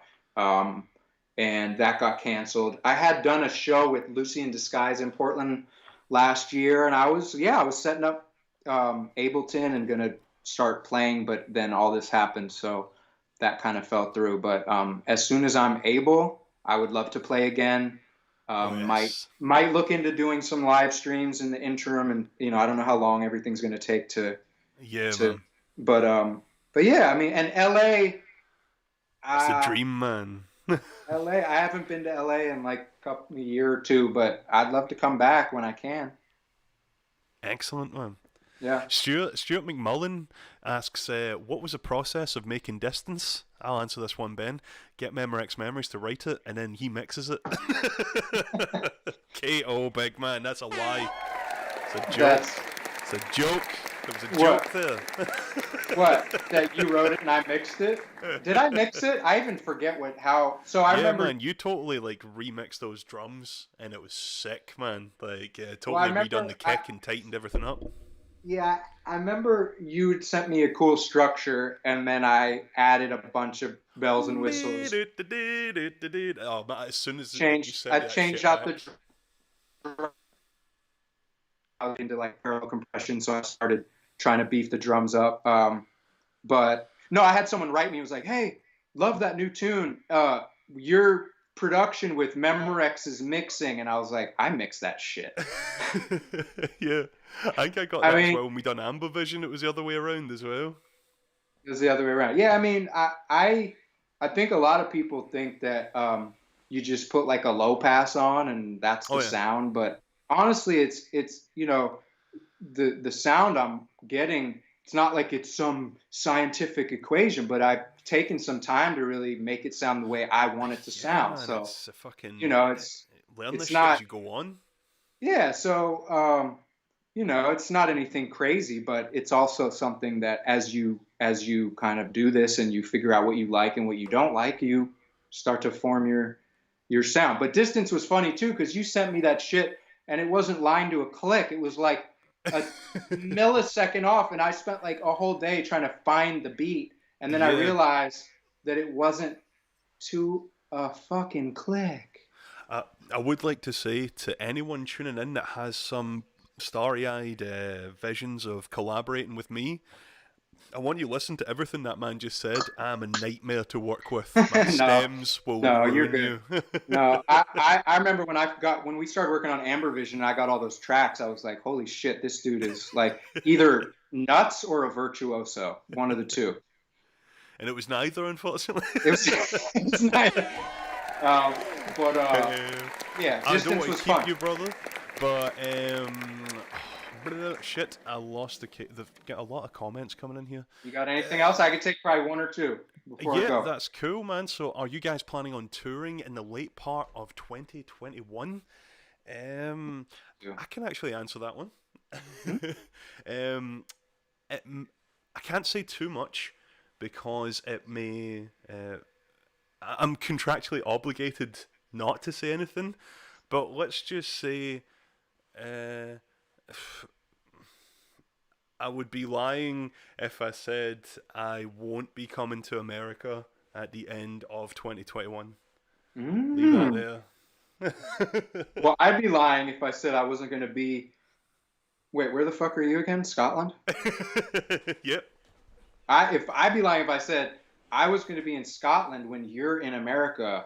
I'll be doing a show there, and then we'll Skype and we'll broadcast it. How about that? There you go. That's it, man. That's cool, man. I'm glad to hear you'll be out here. I hope to play gigs in 2021. I'm kind of going to lean on, if this country can get their shit together, and hopefully they do, and then I can play some shows. Well, obviously we can't go too much into this next question, but I'm seeing so many of them, Ben, so you might have to do this on your own at some point, get yourself some OBS, because I'm seeing quite a lot of comments asking for people asking for you to walk them through the process of making certain tracks. So that may be something you can look into if you were saying you were talking about streaming and shit. Just break that down. But a lot of people are interested. I've thought about that, and I've had people ask me that, but I feel like I would disappoint you. I feel like, sometimes the mystique is better than the reality of it. You know what I mean? Yeah. You want to see some old man get stoned and then fucking bang on a keyboard 8 hours. Be my guest. That reminded me of the first time that me and Tom done a stream, and we thought to break the ice. It was the first time people kind of seen our faces and stuff, but we decided to break the ice, and we're like, so whose accent is more difficult to understand, my Glaswegian one or Tom's Essex one? And the first comment that came up, I shit you not, it just said, I haven't understood a word since the stream started. And it was just funny, the most defeating thing. You guys are funny because when you talk to each other, I don't really understand shit. And then when you talk to me, you kind of dumb it. You Americanize it. You change it just a little bit so I can understand. A lot of enunciation is necessary. But no, I'd be open to doing some streams in the studio. But I don't know. Like I said, I feel like people would be bored. But maybe that's just me, But I'm open to it. I mean, look how many people have tuned in here and my previous streams, and literally I just sit and get drunk and commit copyright fraud. So, let me just say that I love you guys for tuning in, and I appreciate you all for listening. And I think I can speak for Sean when I say the Succ is the best. What is this, a podcast? What are you calling this? This is its own entity. This is 105 The Succ. You never The Succ. It kills any other audio. How about that? It kills all audio. That's it. But yeah, I gotta jet out of here, guys. But I really love you guys, and I hope you're all safe. Have a great holiday. And Sean, I will probably talk to you tomorrow. Yeah, man. Well, no, it was an absolute pleasure having you on, man. Thankfully, we got through all these fucking technical difficulties and managed to put something together. We've got to do it again. Next time, we'll get Tom on the go. You know what I'd love to do is if we can get this to a place where I could host on the Succ one night, or Tom comes in and we actually really grow this thing a little bit. That'd be fucking cool. Man. I really want to just start interviewing people in the chill synth community, man. I think it would be really fucking cool. Chill synth. What's that? Chill synth. I can't not. It's okay. It's okay, man. It's all right. All right, hey, I'm gonna get out of here. Love you guys. See you soon. Okay? Right, my man. Thank you so much for tuning in. Have a fantastic night.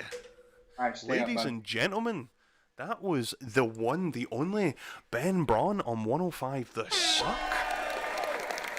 Almost a 2-hour conversation with the man, the myth, and the legend. So what I'm going to do is, just because we had a bit of a time difference that we were competing against there, so a lot of folk might not have had the opportunity to tune in. So I'm feeling what I'm going to do is I'll end this stream so we can save it and then people can view it later. And I might just start another one where we continue a regular Succ after party. But I'll launch another one if you guys want to tune in. But I'm going to stop this. As I said, just so people can watch it later. But you guys have been amazing. Thank you so much for tuning in. Like, I cannot believe the amount of folk that tuned in for that. Like, it was really cool. This is also the first time that I've actually written out questions, actually structured this kind of thing. So if this is something you guys enjoyed, please let me know, because this is something I've wanted to do for a while, if I'm being honest. And as I was saying to Ben, I would quite like to get other people, like, say, The Secret Attraction on here, Delora, Forhill, like, whoever's wanting to come on, do a little interview. I think that would be pretty sick. So if you guys want to hear it, want to see it, let me know. But as I've just said, you guys are the fucking best. And as always, let's get ready to suck. Let's get ready to Succ. You'll never get the Succ. They'll never get us. I'll end it here, guys. And I will launch the Succ after party. Goodbye.